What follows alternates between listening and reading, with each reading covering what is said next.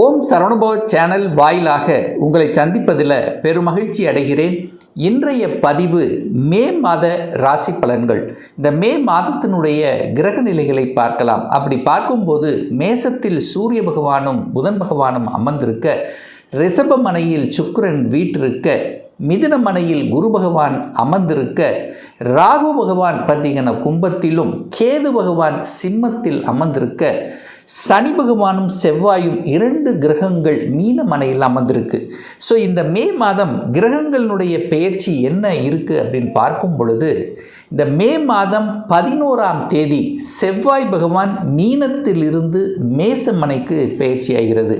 அதே போல் சுக்கிர பகவான் பார்த்திங்கன்னா மே மாதம் 14ஆம் தேதி சுக்கிர பகவான் ரிஷபத்திலிருந்து மிதுன மனைக்கு பெயர்ச்சியாகிறார். அதே போல் சூரிய பகவானும் புதன் பகவானும் பார்த்திங்கன்னா மே மாதம் 15ஆம் தேதி எங்கிருந்து ரிஷப மனைக்கு பெயர்ச்சி ஆகிறது. எங்கே? மேசத்திலிருந்து ரிஷபத்துக்கு. அதே போல் குரு பெயர்ச்சி வாக்கிய கணிதப்படி குரு பகவான் பார்த்திங்கன்னா 26/4 அதாவது 26/5/2026 அன்று மிதுனத்திலிருந்து கடகத்துக்கும், திருக்கணித பஞ்சாங்கப்படி பார்த்திங்கன்னா ஜூன் மாதம் 2ஆம் தேதி பெயர்ச்சி ஆகிறது. ஸோ இந்த கிரக அமைப்புகளை வைத்துக்கொண்டு இந்த மே மாதம் என்ன மாதிரியான பலன்கள், சாதகம் என்ன, பாதகம் என்ன, எதை செய்யலாம், எதை செய்யக்கூடாது, எந்த தெய்வ வழிபாடு செய்தால் இந்த மாதம் நமக்கு நல்லா இருக்கும் என்பதை டீட்டெயிலாக நம்ம பார்க்க போகிறோம். அதற்கு முன்னால் நம்முடைய சேனலை நீங்கள் ஃபஸ்ட்டு டைம் பார்ப்பவர்கள் என்றால் மறக்காமல் சப்ஸ்கிரைப் பண்ணிக்கிங்க.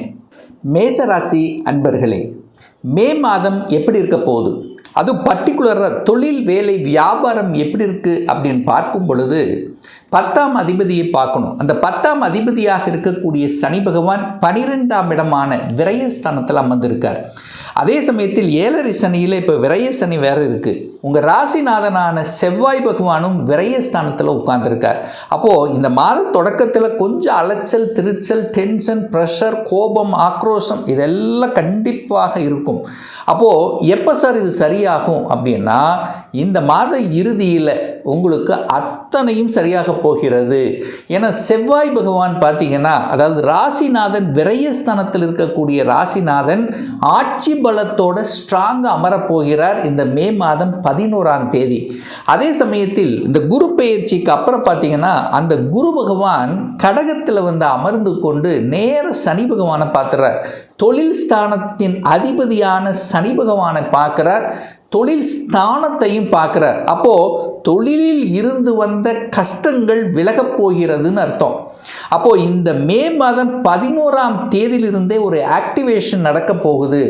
நல்ல சிந்தனைகள் உருவாகும், தொழிலில் சாதிக்கணுங்கிற உத்வேகம் இருக்கும், ஒரு நல்ல ஸ்ட்ராட்டஜி பிளான் வகுப்பீங்க. எப்படி, ஏன் அப்படின்னா புதன் வந்து உங்கள் ராசியில் உட்கார்ந்துருக்கார்.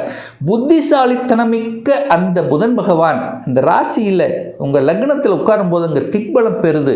அப்போ அறிவார்ந்த செயல்பாடுகள் நல்லா இருக்கும். சூரியன் அங்கே இருக்கும்போது அட்மினிஸ்ட்ரேஷன் நல்லா இருக்கும். அதாவது தலைமை பண்பு, நிர்வாக திறமை, ஏன், எதுக்கு, ஏன் இப்படி நடக்குது, அத்தனை விஷயத்திலும் நீங்கள் அதாவது ஒரு ஒரு பிளான் வந்து பக்கவாக இருக்க போகுதுன்னு சொல்ல வர. அப்போது இந்த மாதத்தினுடைய முதல் பகுதியில் கொஞ்சம் ப்ரெஷர், டென்ஷன் இருக்கும்.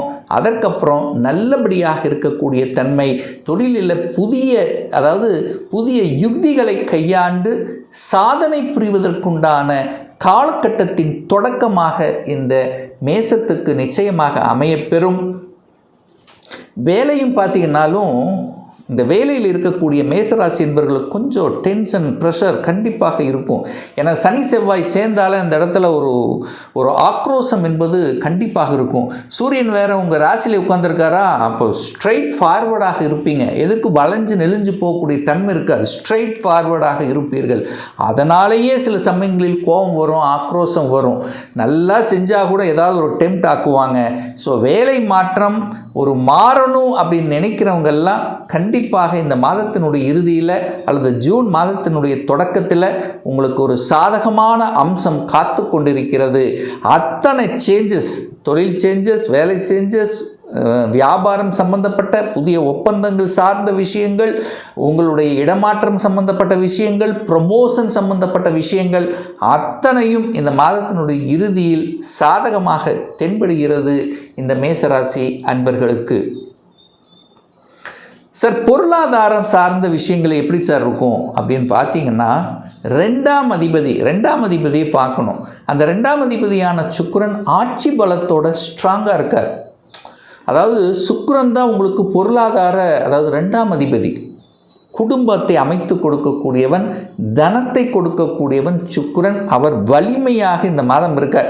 அதனால் நீங்கள் பொருளாதாரத்துக்கெல்லாம் உங்களுக்கு எந்த பிரச்சனையும் ஏற்படுத்த போவதில்லை. எவ்வளவு அழுத்தம், ப்ரெஷர், பொருளாதார இது இருந்தாலும் அதை சமாளிக்கக்கூடிய ஆற்றலும் கண்டிப்பாக கொடுத்துரும். அதுவும் குறிப்பாக இந்த 14ஆம் தேதிக்கு அப்புறம், மே 14 தேதிக்கு அப்புறம் இந்த சுக்கிரன் குருவோடு சேர்ந்திருக்க போகிறார். குரு சுக்கிரன் இணைவு, குரு சுக்கிரன் இணைந்தாலே உங்கள் முயற்சியால் பொருளாதாரம் மேம்படும். இந்த மேசத்துக்கு இந்த மாதம் பொருளாதார விஷயத்தில், பண விஷயத்தில் எந்த பிரச்சனையும் ஏற்படுத்த போவதில்லை. குரு சுக்கிரன் இணைகிறாரு, அப்போ சொல்லவே வேண்டியதில்லை. பணம் ஏதோ ஒரு வகையில் உங்கள் முயற்சியால் கிடைக்க பெறும் அப்படிங்கிறது தான் அர்த்தம். சுப காரியங்கள், திருமண விஷயங்கள் எப்படி சார் இருக்கும் அப்படின்னு பார்த்தீங்கன்னா, இந்த மே மாதம் 14ஆம் தேதிக்கு அப்புறம் எந்த விஷயத்திலும் தடங்கள் இல்லை. திருமணம் டக்கு நடக்கக்கூடிய தன்மை, திருமணம் சார்ந்த விஷயங்கள், சுப காரியங்கள் சம்பந்தப்பட்ட விஷயங்கள் சிறப்பு பெறுகின்ற ஒரு அற்புதமான ஒரு மாதம் மேசராசி என்பவர்களுக்கு அப்படின்னு சொல்லுவேன். ஏன்னா குரு பகவான் நேர 7ஆம் இடத்தை பார்க்கிறார், திருமண ஸ்தானத்தை பார்க்கிறார்.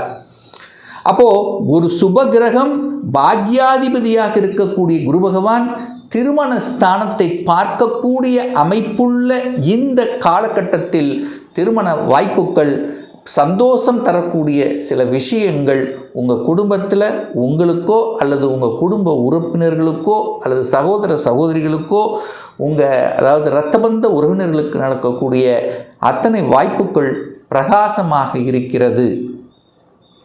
இந்த மேசராசி என்பவர்கள் ஒரு சிலர் பாருங்கள், அந்த கூட்டு தொழிலில், அது குறிப்பாக கணவன் மனைவி 2 பேரும் சேர்ந்து செய்யணுங்கிற எண்ணம் உங்கள் ஆழ்மனதில் விதைக்கக்கூடிய ஒரு மாதமாக இந்த மேசத்துக்கு இருக்கும். நண்பர்கள், நல்ல நண்பர்கள் கிடைக்கக்கூடிய ஒரு மாதம். சமூகத்துக்கு ஏதாவது ஒரு நல்ல விஷயங்கள் செய்யணுங்கிறது உங்கள் மனதில் ஆழமாக பதியக்கூடிய தன்மை, இதெல்லாமே நல்லா இருக்கும். அதுவும் குறிப்பாக சொல்லப்போனால் இந்த டிராவல், சிறு தூர பிரயாணங்கள், தூரதேச பிரயாணங்கள் மூலமாக நன்மை தரக்கூடிய ஒரு மாதம் இந்த மேசத்துக்குன்னு சொல்லுவேன். அதாவது அலைச்சல் திருச்சல் கொடுத்தாலும், பிரயாணங்களை கொடுத்தாலும் ஆதாயம் கொடுக்கும். ஆதாயத்தின் மூலமாக தனவரவு கிடைக்கும் அப்படிங்கிறது தான் அமைப்பு. குழந்தைகள் நலன் எப்படி சார் இருக்கும், குழந்தையினுடைய படிப்பு சம்பந்தப்பட்ட விஷயங்கள் எப்படி இருக்கும் அப்படின்னு பார்க்கும் பொழுது, 5ஆம் அதிபதி, குழந்தை ஸ்தானத்தின் அதிபதியாக இருக்கக்கூடியவர் சூரிய பகவான். அவர் உங்கள் ராசியிலேயே உச்ச பலத்தோட வலிமையை உட்கார்ந்துருக்கார். அப்போது குழந்தைகள் உங்கள் தலை மேலே உட்கார்ந்துருக்குன்னு அர்த்தம், அதாவது உங்களோட கலந்திருக்கிறதுன்னு அர்த்தம். அப்போ குழந்தை பற்றிய சிந்தனை ஓட்டங்கள் படிப்பு சார்ந்த விஷயத்தில் ஆழமாக உங்கள் மனசில் இருக்கும். எங்கே போய் படிக்க வைக்கிறது, என்ன மாற்றங்கள் எப்படி இருக்க போகுது, ஸோ இதை பற்றியான சிந்தனைகள் அதிகமாக இருக்கும். அதற்கு தகுந்த மாதிரி செயல் திட்டம் தீட்டக்கூடிய ஒரு மாதமாக இருக்கும். ஏன்னா புதனும் சூரியனோடு சேர்ந்திருக்கார். அப்போ கண்டிப்பாக அறிவார்ந்த செயல்பாடுகளில் தான் எதை படிக்கணும், என்ன செய்யணும் அப்படிங்கிறதில் அந்த திட்டம் தீட்டி செயல்படுத்தி வெற்றியடையக்கூடிய, உங்கள் கனவு நனவாகக்கூடிய ஒரு நல்ல மாதமாக இந்த மேசத்துக்கு அமையப்பெறுகிறது. அப்போ படிப்பு நல்லா இருக்க போது, குழந்தை நலம் நல்லா இருக்க போது, ஒரு சிலருக்கு குழந்தை பாக்கியம் கிடைக்கக்கூடிய வாய்ப்புகள், சந்தர்ப்பங்கள் இந்த காலகட்டம் சிறப்பு பெறும். சுகஸ்தானம் எப்படி இருக்க போகுது சார், ஹெல்த் சம்பந்தப்பட்ட விஷயங்கள் எப்படி இருக்குது, ஏதாவது ஹெல்த்தில் ஒரு பிரச்சனை வருமா? ஏன்னா சனி பார்க்கிறார், செவ்வாயும் பார்க்குது, 6ஆம் இடத்தை பார்க்குது. 6ஆம் இடம் என்பது எதிர்ப்பு, பகை தரக்கூடிய, அப்போ கொஞ்சம் உஷ்ணத்தன்மை, ஹீட் தன்மை இதெல்லாம் கண்டிப்பாக இருக்கும். மிகப்பெரிய ஒரு பலகீனம் என்னென்னா கோபம்தான். இந்த மேசத்துக்கு கோபம் அப்படியே வரும். ஏதாவது சொன்னாலும் அப்படியே கோபம் பட்டையாக வரும். இந்த கோபத்தை குறைத்து கொள்வது எல்லா விஷயத்திலும் நன்மை தரும். எது மேசத்துக்கு. சில சமயங்களில் கால் வலி, உடல் வலி, இந்த கால் சம்பந்தப்பட்ட சில தொந்தரவுகள் வருவதற்கான வாய்ப்பு இருக்குது. ஸோ அதில் கால் வலி, மூட்டு வலி, இந்த மாதிரி கால் சம்பந்தப்பட்ட விஷயத்தில் கொஞ்சம் கவனம். ஹீட்டு, உஷ்ணத்தன்மை, ஏன்னா இந்த ஒரு 4 நாள் பார்த்திங்கன்னா செவ்வாயும் சூரியனும் 2 இணையுது மேசத்தில். அப்போ உஷ்ணம் சம்பந்தப்பட்ட, ஹீட்டு சம்பந்தப்பட்ட, எலும்பு சம்பந்தப்பட்ட பிரச்சனைகள் வருவதற்கான வாய்ப்புகள் தென்படுகிறது. ஸோ அதில் கொஞ்சம் கவனத்தோடு இருப்பது மேசத்துக்கு சிறப்பு. சார், வீடு, வண்டி, வாகனங்கள் இந்த மாதம் வாங்கலாமா? அதற்குண்டான ஒரு அனுகூல தன்மை இருக்கா அப்படின்னு நீங்கள் கேட்டிங்கன்னா, கண்டிப்பாக செவ்வாய் நிலத்துக்கு காரகன், வீட்டுக்கு காரகன் அப்படின்னு சொன்னாலுமே செவ்வாய், நிலம் சம்பந்தப்பட்டாலே செவ்வாய் வேணும். அந்த செவ்வாய் 11ஆம் தேதி ஸ்ட்ராங்காக போகிறார். மேசத்தில் உங்கள் ராசிலேயே உட்கார்ந்து ரொம்ப ஸ்ட்ராங்காக போகிறார். அப்போ என்ன அர்த்தம் ஆகுது? நிலக்காரகன் வலிமை பெறுகிறது. சுக்கிரனும் பார்த்திங்கன்னா ஆட்சி பலத்தோட ஸ்ட்ராங்காக இருக்கார், குருவோட சேர போகிறார். அப்போ அதுவும் சாதகமாக இருக்குது. அப்போ செவ்வாயும் சுக்கிரனும் நல்லபடியாக இருக்கின்ற காரணத்தால் நிலம் சார்ந்த விஷயங்கள், இடம் சார்ந்த விஷயங்கள், வண்டி வாகனம் சம்பந்தப்பட்ட விஷயங்கள், வீடு சம்பந்தப்பட்ட விஷயங்கள் நன்மையை தரக்கூடிய ஒரு நல்ல மாதம் இந்த மேசராசி அன்பர்களுக்கு. அதே சமயத்தில் பார்த்திங்கன்னா, இந்த வெளிநாடு செல்லக்கூடிய யோகம் இருக்கா அப்படின்னு கேட்டிங்கன்னா கண்டிப்பாக உண்டு. எப்போ உண்டுன்னா, இந்த மே மாதம் இறுதியில், இந்த மே மாத இறுதிக்கு அப்புறம் யாரெல்லாம் வெளியூர், வெளி மாநிலம், அந்நிய தேசத்தில் போய் வேலை பார்க்கணும், அதில் வேலை மாற்றம், இடமாற்றம், இந்த மாதிரி மாற்றங்களை செய்யணும்னு நினைக்கிறீங்களெல்லாம் இந்த மே மாதம் இறுதி வாக்கில், அதாவது கடைசி வாரத்திலிருந்து உங்கள் எண்ணங்கள் ஈடேறும். அப்போது வெளிநாட்டு சம்பந்தப்பட்ட விஷயங்கள், வெளிநாட்டு ஒப்பந்தம் சம்பந்தப்பட்ட விஷயங்கள், வெளிநாட்டு போயிட்டு வரக்கூடிய விஷயங்கள், தொழில் சம்பந்தப்பட்ட விஷயங்கள் சாதகமாக இருக்கிறது. ஸோ ஆக மொத்தம் இந்த மே மாதம் முதல் பகுதியை தவிர்த்து விட்டு 2ஆம் பகுதியிலிருந்து உங்களுக்கு நல்ல விஷயங்கள், நல்ல செய்திகள், உங்களுக்கு மனதுக்கு பிடித்த ஒரு நல்ல செய்தி, எதுக்காக நீங்கள் கடந்த 2-3 மாதங்களாக உங்கள் ஆழ்மனதில் தோன்றிக் கொண்டிருக்கிறதோ அது செயல்படுத்தக்கூடிய ஒரு நல்ல மாதமாக இந்த மேசத்துக்கு அமையும் என்று சொன்னால் அது மிகையாகாது. இன்னும் ஒரு துல்லிய பலன் உங்களை பற்றி தெரிஞ்சுக்கணும். 2026 சொந்த தொழில் செய்யக்கூடிய கொடுப்பினை இருக்கா, இல்லை வேலை தானா? அப்படி கொடுப்பினை இருக்கக்கூடிய பட்சத்தில் எப்போ நம்ம சொந்த தொழில் செய்யலாம்? வேலையில் எப்போ நமக்கு ப்ரொமோஷன் கிடைக்கும்? 2026 எப்போ நமக்கு திருமணம் நடக்கும்? +2 முடிச்சிட்டேன், எந்த கோர்ஸ் எடுத்து படித்தால் நம்முடைய ஃப்யூச்சர் நன்றாக இருக்கும்? எப்போ நான் வீடு கட்டுவேன்? எப்போ குழந்தை பாக்கியம் கிடைக்கும்? இது போன்ற கேள்விகளுக்கு துல்லியமான பதிலை நம்மால் கூற முடியும்.